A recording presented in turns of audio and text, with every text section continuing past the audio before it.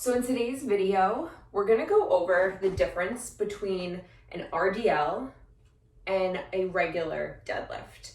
So an RDL looks like this. I'll just do it really quick. So imagine I'm holding dumbbells in front of me. I'm gonna hinge back my hips. I'm gonna come to about mid-shin with my weight. As you can see, my knees are slightly bent. My butt is sticking way far behind me. I'm completely hinged from my hips and my back is flat. I am pretty much almost parallel with the ground. When I'm in this position, I can actually straighten my legs a little bit more if I wanted to be very specific, and I feel this immense stretch in my hamstrings. From there, I'm gonna squeeze my hamstrings and my glutes and not just stand up, but imagine I'm pulling something from behind me forward using my hips. And I'm gonna stand. A conventional deadlift, and for the sake of this, I'm gonna use the same feet position, so hip width apart. A conventional deadlift, not only am I doing that hip hinge, but I'm completely bending my knees. So if you notice in this position, still the weight comes about mid-shin. Sometimes it can come lower to the floor if you have the flexibility. My knees are very bent.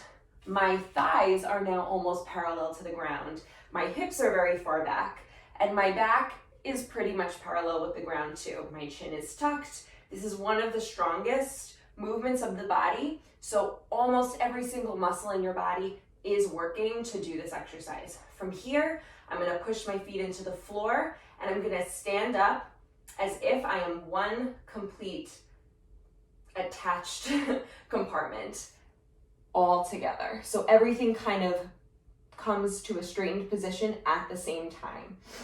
Okay, so now let's break those down a little bit further. So like I said, the deadlift is gonna work pretty much every single muscle in the body.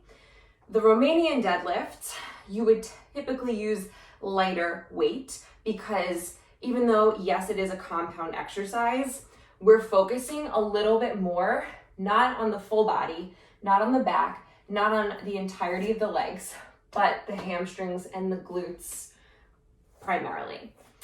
So from there, I would say the things I see most people do incorrectly about the RDL is this. So I have my weight here and I start to just lean forward.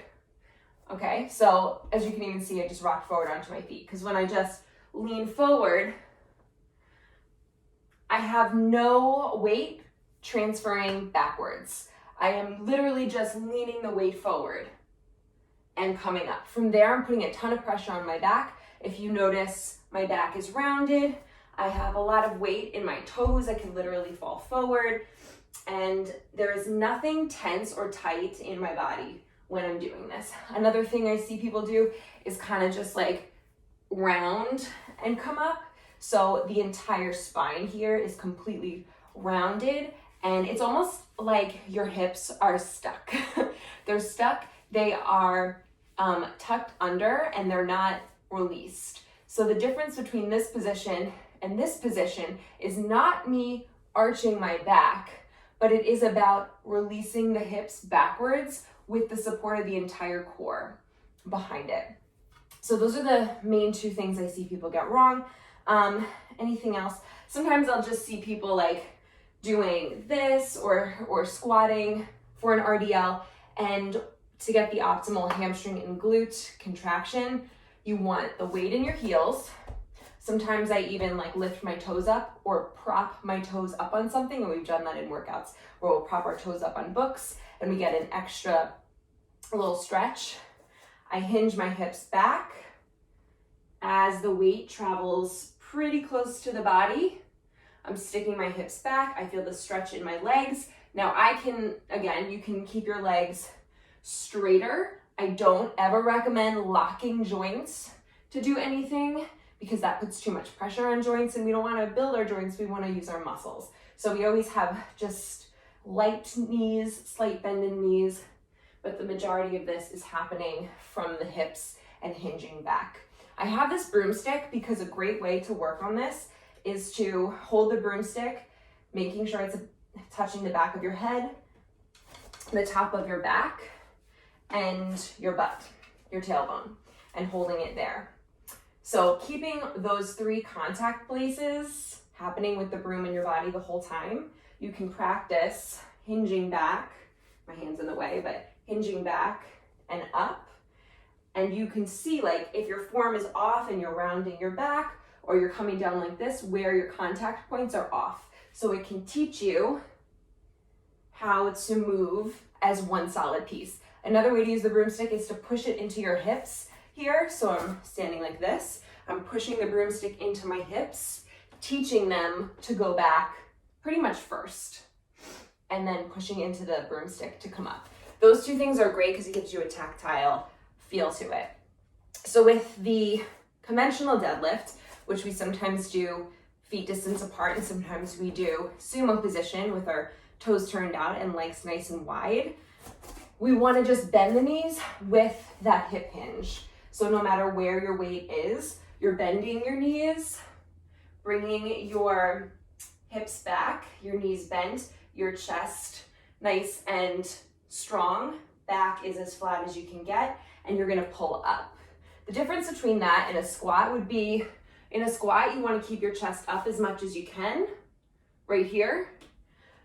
The difference of a deadlift being you allow your back to come about parallel to the ground to lift up, because we want our back from top of the shoulders to bottom of the glutes to be working. So when it's parallel, it has to turn on to help get that weight up, which is why, not always, but a deadlift can be very much stronger than a squat form. So, and the amount of weight you can lift in a deadlift can be a lot more than in a squat that would be up here on your back. Those are the main differences. So apply that, practice it over and over, and feel free to record yourself. That's the best way to see where your form falls and then to improve it from there. And I can always give you feedback on it if you want to send it to me. Hope that was helpful. Can't wait to see your form get stronger and stronger and you get stronger and stronger as you go.